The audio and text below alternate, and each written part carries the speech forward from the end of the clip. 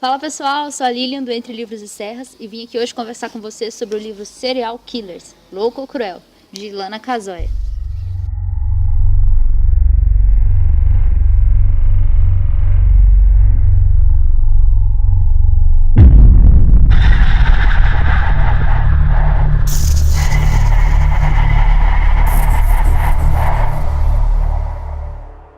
Antes de falar para vocês aqui sobre Serial Killers, eu vou fazer só uma atualização aqui no desafio do mês Dark, tá bom? Eu tinha separado 6 livros que eu apresentei no primeiro vídeo para vocês. Pássaros, né, que não tinha chegado ainda, ele chegou essa semana, um livro bonitão, tá? Vou mostrar melhor para vocês quando eu for fazer o review desse livro. Mas assim, na primeira semana do desafio, eu acabei lendo 3 livros e eu tinha separado 6. Então, quer dizer, na primeira semana de outubro eu li metade do desafio. E aí eu ia acabar de ler, na metade do mês, eu ia acabar de ler os 6 livros. Então eu acabei escolhendo mais 2 livros da Dark Side que eu comprei na semana passada e chegou nessa semana. Então eu vou mostrar para vocês aqui rapidinho 2 livros que entraram no desafio também, tá? O primeiro é O Homem que Caiu na Terra, tá? Que é um livro bonitão também. Vou mostrar melhor também quando for fazer a resenha. E o segundo livro é O Tubarão, que tem uma adaptação para o cinema do Steven Spielberg da década de 90, bastante conhecido. Mas então vamos à resenha aí do Serial Killers. Serial Killers, então, é um livro escrito pela Ilana Kazoy, que é uma autora brasileira, que se empenha em estudar casos de assassinatos, tanto no Brasil quanto no exterior. Além desse livro, ela tem alguns outros livros publicados no mesmo assunto, tá? Um deles eu vou ler esse mês ainda, que é o Serial Killers Made in Brasil, que está focado em assassinatos que aconteceram no Brasil. Ela tem um livro também que se chama A Prova é a Testemunha. É um livro que o principal tema dele é o caso da Isabella Nardoni. E ela tem outro livro, que eu não estou lembrando o nome agora, mas que o foco dele é no caso Richthofen. Então, Serial Killers é um livro publicado pela Dark Side Books em 2014. Ele foi reeditado pela Dark Side Books porque a Ilana Kazoy já tinha publicado esse livro há mais ou menos uns 10 anos atrás, tá? Por outra editora. Então, a Dark Side fez uma revisão do livro junto com a Ilana. Ela adicionou algumas informações a esse livro. Acontece que, assim, da primeira publicação dele para essa última agora, que foi com a Dark Side, alguns assassinos foram executados, outros fugiram da cadeia, né? Outros morreram mesmo de causas naturais. Então ela precisou fazer uma revisão do livro, né, para publicar novamente. O objetivo inicial desse livro é discutir se o serial killer é uma pessoa louca ou se ela é cruel. Então, o primeiro fato importante a se analisar, né, ao iniciar esse livro, é entender qual é o conceito de serial killer. O serial killer ele não é qualquer assassino, tá? Por exemplo, a pessoa que te assaltar na rua e acabar te matando, por exemplo, ele não é o serial killer. O serial killer é aquela pessoa que mata, aparentemente, sem ter relação nenhuma com a vítima, tá? Ele não escolhe as suas vítimas. Talvez assim, ele até analise durante um pequeno tempo quem ele vai matar, mas a maioria das vítimas elas não são escolhidas e ele tem uma necessidade de matar sempre. Existem algumas estatísticas que são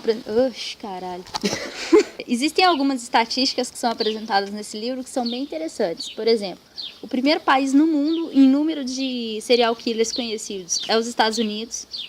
Em segundo lugar é a Grã-Bretanha, em terceiro lugar é a Alemanha e em quarto lugar a França. Além disso, o serial killer ele passa por algumas fases até chegar ao assassinato. Aí essas fases são, primeiramente, a fase áurea, que é quando o assassino começa a perder a compreensão da realidade. A fase da pesca, quando o assassino procura sua vítima ideal. A fase galanteadora, quando o assassino seduz ou engana sua vítima. A fase da captura, quando a vítima cai na armadilha.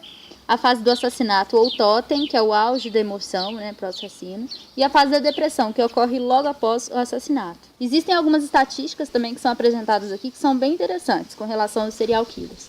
84% dos serial killers são caucasianos. 93% dos serial killers são homens. 90% têm idade entre 18 e 39 anos. 89% das vítimas são caucasianas.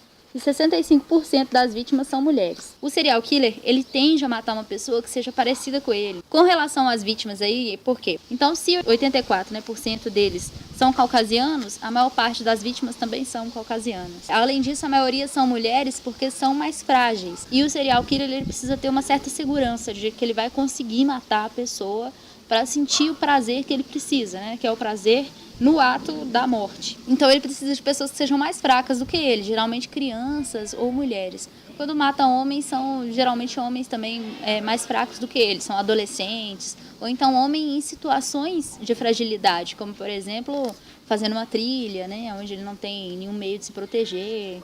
Aí o assassino chega com revólver mesmo e consegue subjugar a vítima. Isso acontece em alguns assassinatos aqui, apresentados no livro. Tá? Aí vem a questão, né, o serial killer, ele é louco ou cruel?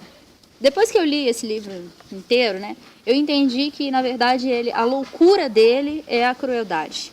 Tá? Então, ele é louco e a loucura se manifesta na crueldade. Isso porque o desenvolvimento da psicopatia, ele se dá por fatores biológicos e sociais. Tá? Causas biológicas porque a maior parte dos serial killers, eles têm uma quantidade de massa cinzenta no lobo frontal que é menor do que em pessoas normais. Essa quantidade menor de massa cinzenta pode ser genética ou pode ser porque a criança apanhou dos pais ou de algum parente ou conhecido na cabeça. E aí a quantidade de massa cinzenta que se desenvolve é mais baixa.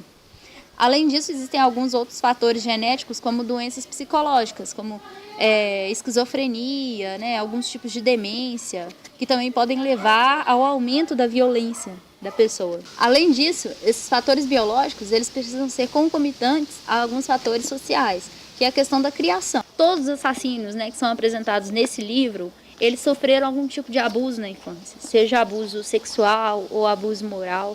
São crianças que cresceram em famílias muito desequilibradas, com pais, às vezes, que tinham algum tipo de demência, ou então que eram muito violentos ou muito severos. Coisas que provocaram um desequilíbrio emocional nessas crianças e levaram elas a desenvolver a psicopatia. Tá? Então, assim, a criança, ela apresenta alguns sinais, tá, na infância, que levam a crer que ela pode se tornar um serial killer. Esses sinais são incontinência urinária na adolescência ou no final da infância, crueldade com animais, tipo aquelas crianças que gostam de abrir animais, de matar, de secar, agressividade com outras crianças ou afastamento de outras crianças e comportamentos violentos, ainda na infância ou na adolescência. A segunda parte desse livro, ela apresenta pra gente alguns dos principais assassinos pelo mundo, tá? A maioria deles dos Estados Unidos, mas tem alguns aqui que são na Inglaterra, outros são na Ucrânia, um na Austrália também, mas o resto é tudo dos Estados Unidos. Eu vou falar um pouco aqui sobre os que me chamaram mais atenção. O primeiro caso, que é do casal letal, o Paul Bernardo e a Karla Homolka, é um caso assim que me chamou muita atenção porque o Paul Bernardo, ele é um caso de pessoa louca mesmo. Não acho que ele era só cruel, não. Ele era realmente muito louco. Ele matava principalmente adolescentes ou crianças, né, entre os 10, 12 anos. E ele estuprava essas meninas. Ele teve também uma infância de abuso sexual e isso levou ele a desenvolver esse desejo sexual por crianças e adolescentes. Mas a mulher dele, que era Karla Homolka, ela é o caso que eu acho que não era de loucura, não, era de crueldade mesmo. Ela amava o Paul numa intensidade tão grande que ela era capaz de filmar os assassinatos dele. Ela filmava ele estuprando outras meninas, matando ela. E quando eles foram se casar, ele pediu para ela um presente de casamento. E o presente de casamento que ele queria seria que ela entregasse para ele a irmã mais nova dela, que tinha 12 anos. E ela aceitou isso. Ela colocou na comida da irmã dela um sedativo para animais, porque assim, a Karla ela trabalhava como assistente de veterinário. E aí a irmã dela desmaiou, né, com esse sedativo. E quando ela estava desmaiada, o Paul estuprou ela, enquanto a irmã dela filmava isso. Acontece que no meio desse estupro, a irmã da Karla começou a passar mal. E aí ela foi aumentando a dose do sedativo na irmã, até que a irmã dela morreu. O que ela fez foi chamar uma ambulância e falaram na ambulância que a irmã dela tinha se alcoolizado e durante a noite ela foi vomitar e engasgou com o próprio vômito. Porque, né, a irmã dela começou a vomitar durante o ato de estupro, né, do cara. E os pais dela engoliram a história, a polícia também, ninguém investigou isso e ficou por isso mesmo. Só descobriram que ela tinha matado a irmã quando descobriram os assassinatos do marido dela e aí ela confessou que a morte da irmã também tinha sido causada por ela. O marido dela mantinha algumas mulheres presas no porão e enquanto ele saía de casa, a Karla torturava essas mulheres até elas morrerem. Aí quando ele voltava, elas já estavam mortas. Ele estuprava elas mortas mesmo e depois desmembrava as mulheres, jogava pedaço no rio ou enterrava. Então assim, eu acho que essa Karla ela era realmente louca. E o que é mais, assim, estranho nesse caso é que ela conseguiu convencer o júri, né, junto com a defesa dela, de que ela era uma mulher que era subjugada pelo marido. E que por isso que ela fazia tudo que ela fez. O júri decidiu, então, por manter ela presa durante 12 anos. Ela ficou presa esse tempo. Saiu da cadeia em 2005, se casou, teve filhos e está vivendo a vida dela em algum lugar. Outro caso é o caso do John Wayne Gacy, que é bastante emblemático também porque ele era o palhaço assassino, né? O John Wayne, ele teve uma infância também bastante difícil, com questões de abuso na família dele por parte do pai.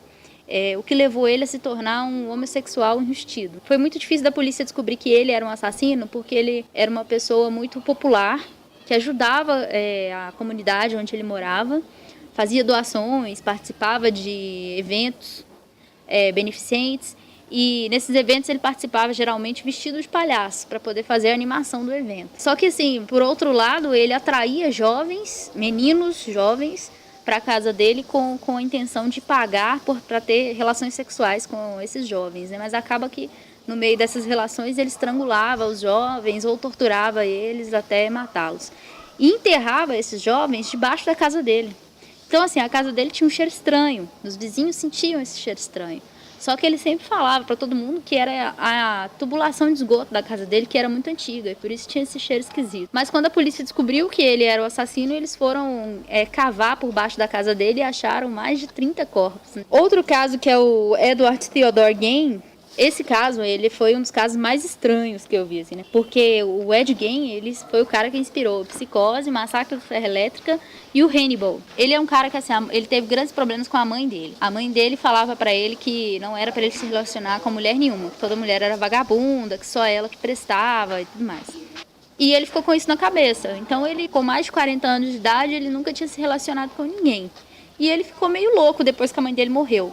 Ele convenceu um amigo dele a desenterrar cadáveres no cemitério para poder tirar a pele desses cadáveres, fazer roupas com a pele, né? Fazer também troféus com partes do corpo da pessoa e tal. Só que o tempo foi passando e ele começou a ficar muito fissurado com esse negócio de morte. E ele queria muito sentir o calor do corpo da pessoa no pós-morte. E aí ele matou a primeira pessoa, né? E ele ficava tão fissurado com o calor do corpo da pessoa, né? Assim que ela morria, que ele abria o tórax da pessoa e estuprava os órgãos da pessoa.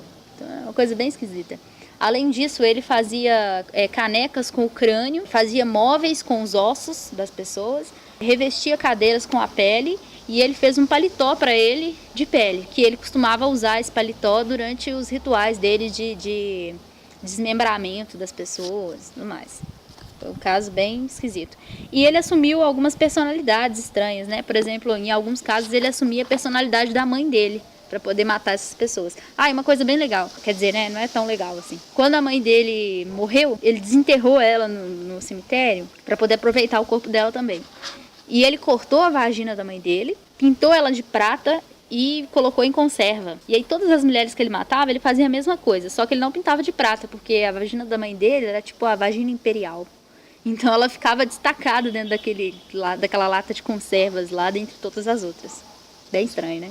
O próximo caso que me chamou a atenção foi o caso do Leonard Lake e o Charles Chitá, que era uma dupla de amigos que tinham uns costumes, assim, muito macabros. Eles sequestravam famílias inteiras. Eles moravam numa área mais, assim, do interior, né? Num bairro mais interiorano, assim. E eles sequestravam famílias inteiras nesse local, matavam os homens e colocavam as mulheres num bunker que eles construíram, né? Por baixo da casa. E fazia entre essas mulheres desfiles de lingeries, fazia elas fazerem para eles shows de striptease e depois matava essas mulheres estranguladas, sob tortura, né? Eles falam que elas gritavam tanto, mas tanto que os ouvidos deles chegavam a doer. Algumas dessas mulheres, elas tinham bebês e eles matavam os bebês e ficavam falando para essas mulheres que tinham matado o marido delas, matado o bebê delas, mais e que elas seriam as próximas, e obrigava elas a serem escravas sexuais, a fingirem que gostavam disso. E depois que eles matavam essas pessoas, eles incineravam, eles tinham, né, do lado de fora da casa deles, um incinerador, e depois que eles matavam essas pessoas, eles colocavam o corpo nesse incinerador, de forma que o corpo era totalmente destruído, só sobrava pó mesmo dos ossos, só sobrava pó. E aí eles espalhavam esse pó pelas propriedades nos arredores. Quando eles foram descobertos, encontraram fragmentos de corpos em várias propriedades ao redor da casa deles. Uma coisa horrível, esse foi um dos piores casos que eu li aqui. O último caso é o caso do Zodíaco, que é um caso que não foi resolvido.